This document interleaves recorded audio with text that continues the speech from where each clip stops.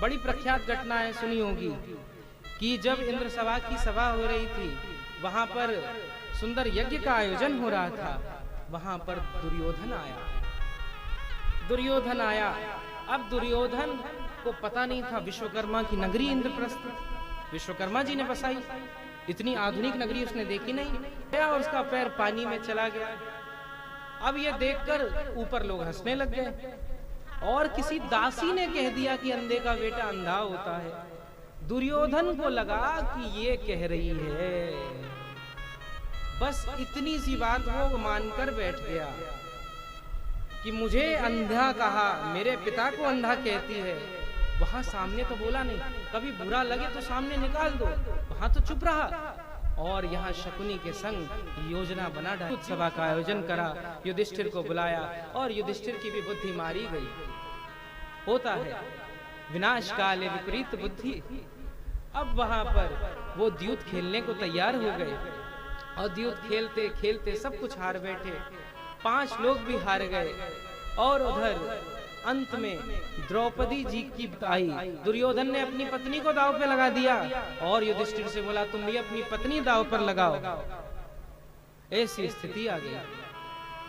अब यहाँ पर द्रौपदी जी का उस समय मासिक काल चल रहा था, उस समय आना भी सुगम नहीं उनको। एक वस्त्र में बैठी हुई, बड़ा शास्त्रार्थ हुआ कि भैया अगर कोई पुरुष दास हुआ है तो पत्नी का उससे क्या संबंध, पत्नी तो अलग है।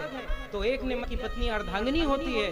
विदुर वहां चीख पड़े, ये सब कुछ नहीं होता, और कहने लगे कि भगवान ने जब गज के लिए ग्रह बन के आए तो क्या भगवान यहाँ पे नहीं आएंगे? सबको मना करा, धृतराष्ट्र को समझाया, परंतु कोई समझ नहीं पा रहा। दुर्योधन का अपना सगा भाई विकर्ण बोल पड़ा कि ये सब मत करो मत करो, परंतु किसी को कुछ समझ में नहीं आ रहा, कोई बात स्वीकार नहीं कर रहा। यहाँ तक कि इसके बाद में विदुर जी कथा भी बताते हैं कि प्रहलाद जी की तरह बन जाओ। दुर्योधन के भाइयों से कहते हैं कि प्रहलाद की तरह बन जाओ, जिस तरीके से भगवान ने हिरण्यकश्यप को मारा, भगवान आएंगे इसको भी कर देंगे, इससे भयभीत होने की जरूरत नहीं। दुर्योधन ने विदुर जी को ही भगा दिया। मांगा था, इतने बलवान हैं कि पूरी हस्तिनापुर को अकेले जीत सकते हैं, परंतु दास बन के खड़े हुए हैं। मन में बड़ा क्षोभ हुआ, कृपाचार्य से बोली अरे मेरे आप सम्मान बचाइए, मेरी लाज बचाइए। भीष्म से बोली, भीष्म भी चुप्पी साधे बैठे हैं। किसी ने पूछा भीष्म तुम चुप्पी साधे क्यों बैठे थे? भीष्म बोले अगर मैं उस समय बोल देता तो गोविंद कहां बोल पाते। कृपाचार्य बोले बेटी इधर उधर मत जा, उस कृष्ण को याद कर जो सबका सम्मान बचाता है, जिसने गोपिकाओं की लाज बचाई वो तेरा लाज बचाएगा।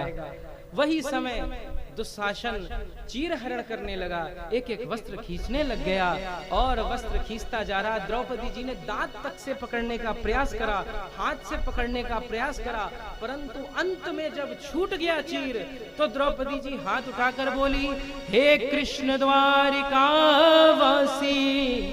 Quasi quasi महाभुजे।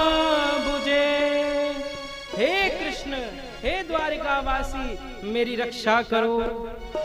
यज्ञ में ठाकुर जी का यज्ञ करते करते हाथ में चोट लगी, द्रौपदी के भाव बने और अपनी वही साड़ी फाड़कर बांध दी। हम होते तो सोचते भाई कोई कपड़ा लाओ। दुर्योधन वहां पर था, युधिष्ठिर भी थे, युधिष्ठिर भी ये कहते रह गए अरे कोई कपड़ा लाओ ठाकुर जी की चोट लग गई। अर्जुन भी कहते रह गए। द्रौपदी ने ये देखा नहीं, अपनी साड़ी फाड़ करके बांध दी। ठाकुर जी को एक बार बांधा, ठाकुर जी ने कहा हम तुम्हारा जीवन भर साथ निभाएंगे। उस सभा में कोई नहीं आ पाया, परंतु ठाकुर जी आए। एक भक्त ने ठाकुर जी से पूछा आप इतनी देर क्यों लगाई, और आना ही था तो सुदर्शन लेके आ जाते, सबको मार डालते। बोले द्रौपदी जी ने जिस नाम से पुकारा मैं उस नाम से आया, मुझे भक्त जिस नाम से पुकारता है उसी रूप में आता हूँ। बोले द्वारिका वासी बोला, अगर बोलती अंतर्यामी उसी के अंदर से प्रकट हो जाता और सुदर्शन चक्र हाथ में होता और वहीं पर पूरी महाभारत का निर्णय हो गया होता।